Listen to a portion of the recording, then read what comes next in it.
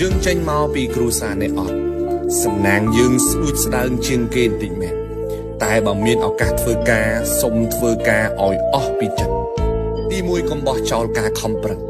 យើងកើតមកចំគ្រួសារនេះអត់មែនសំណាងយើងមានអត់ច្រើនទេហើយបើសិនជាយើងអត់ខំប្រឹងទៀត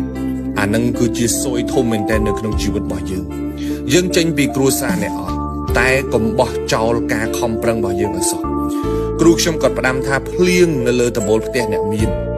ភ្លៀងនោះក៏ធ្លាក់លើដបូលផ្ទះយើងដែរដបូលគេធំទឹកផ្ទះគេបបោគេមិនត្រង់ក៏បានដែរប៉ុន្តែដបូលផ្ទះយើងតូចបើសិនជាយើងខ្នះខ្នែងជាងគេបន្តិចយើងអាចសល់ទឹកខ្លះសម្រាប់ប្រើដែរយើងចេញពីតកូលអ្នកខ្សត់សំណាងយើងគឺស្ដួចស្ដើងជាងគេទៅហើយឱកាសយើងក៏តិចតួចជាងគេដែរប៉ុន្តែបើយើងផ្ដេកផ្ដួលមិនចាប់យកឱកាសតូចទាំងអស់នឹងយើងអត់ខ្វល់ជាមួយវាទៀតអានឹងសំណាងយើងនឹងវារត់តែខើ